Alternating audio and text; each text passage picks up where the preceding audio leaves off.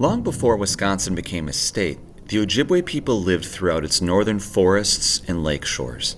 In the mid-1800s, the United States government began showing great interest in this region. The land was filled with treasures the growing nation wanted, towering white pine trees for lumber and rich copper deposits for mining. To get these resources, the government began negotiating a series of treaties to buy the land from the Ojibwe bands. The Ojibwe leaders were proud and protective of their ancestral homes. They knew that if they sold the land, they could not lose their ability to feed their own people. During the negotiations, they insisted on keeping their usufructuary rights, the right to use the land to survive, even if they no longer owned the dirt itself. At the Treaty of St. Peter's, a chief named Flatmouth made this requirement very clear to the American negotiators. Your children are willing to let you have their lands, but they wish to reserve the privilege of making sugar from the trees and getting their living from the lakes and rivers, as they have done heretofore. You know we cannot live deprived of our lakes and rivers. In the treaties of 1837 and 1842, the Ojibwe ceded 22,000 square miles of land. In exchange, the United States promised 20 years of cash and supplies, called annuities.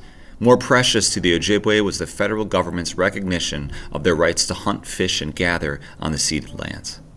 However, the government included a small but dangerous phrase in the fine print. The Ojibwe could stay on the lands only at the pleasure of the president. To the Ojibwe, this meant they could stay as long as they remained peaceful neighbors. To the government, it was a trap door that allowed them to kick the Ojibwe out whenever they chose. In the aftermath, a sense of unease spread among the tribal chiefs. Because of language differences, the Ojibwe believed they were merely leasing the use of the trees and minerals to the Americans for a short time. They never intended to give up their ownership forever, and they certainly never agreed to leave. The chief's fears came true in 1850 when President Zachary Taylor issued a devastating executive order.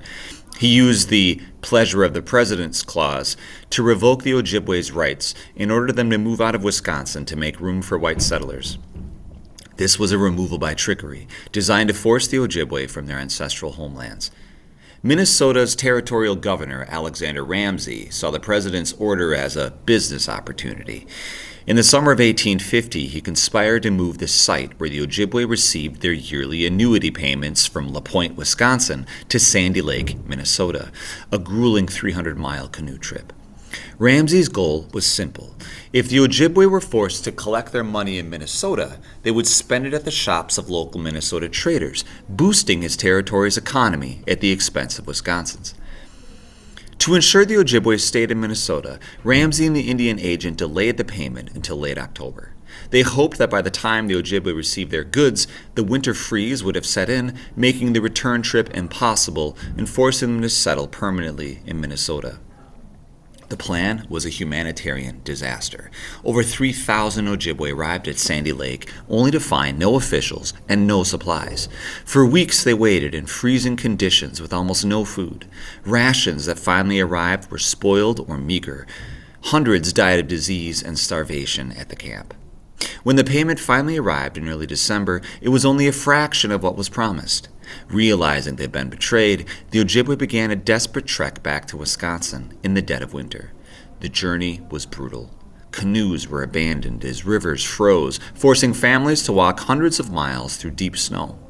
Approximately 400 people perished on this journey, which became known as the Wisconsin Death March. The governor's plan failed because the tragedy only strengthened the Ojibwe's resolve to stay. In 1852, Chief Buffalo of La Pointe, then in his 90s, led a delegation to Washington, D.C. to protest. As one Ojibwe leader put it, "We are not like the birds that fly away at the approach of winter. We are like the trees that remain rooted in the soil." Their perseverance convinced President Millard Fillmore to cancel the removal order. This led to the Treaty of 1854, which established permanent reservations in Wisconsin and restored the hunting and fishing rights the Ojibwe had fought so hard to protect. Even after the Treaty of 1854 established permanent homes for the Ojibwe, their struggles were far from over. For the next 125 years, the state of Wisconsin ignored federal law and treated the Ojibwe like any other citizen, forcing them to follow state hunting and fishing rules. If a tribal member tried to hunt or fish to feed their family outside of reservation boundaries, state wardens would often arrest them, fine them, and seize their expensive equipment. The state was essentially trying to erase the off-reservation rights the Ojibwe had fought so hard to keep during the era of the Wisconsin Death March. Everything changed on a cold day in March 1974. Two brothers from the Lecoutere band, Fred and Mike Tribble, decided it was time to take a stand. They headed out to ice fish on Chief Lake, a spot that sat just outside the borders of the reservation. As they expected, it wasn't long before state officials arrived to stop them. When the wardens told the brothers they were fishing illegally, Mike Tribble didn't back down. He reached into his pocket, pulled out a copy of the 1837 treaty, and told the officers that he was fishing under the legal rights promised to his ancestors. This arrest sparked a massive legal battle known as the Voigt case. The Lecoutere tribe, soon joined by other Ojibwe bands, sued the state of Wisconsin. They argued that the state was breaking federal law by stopping them from hunting, fishing, and gathering wild rice on the lands they had ceded over a century ago. They reminded the courts that their ancestors had only agreed to cede the land on the condition that they could continue to use it to survive. The fight was long and difficult, lasting nearly 10 years. At first, it looked like the tribes might lose when a lower court ruled against them. However, in 1983, the Seventh Circuit Court of Appeals in Chicago issued a landmark decision that changed everything. The court ruled that the Ojibwe people had never given up their rights to hunt and fish on their ancestral lands. This ruling, forever known as the Voigt decision, forced the state of Wisconsin to finally recognize the Ojibwe as sovereign nations with their own sets of laws and rights. The legal victory of the Voigt decision was a triumph in the courts, but it sparked a period of intense conflict on the water known as the Walleye Wars. In the years following the ruling, Ojibwe fishers began exercising their rights by spearfishing for walleye in lakes outside their reservations.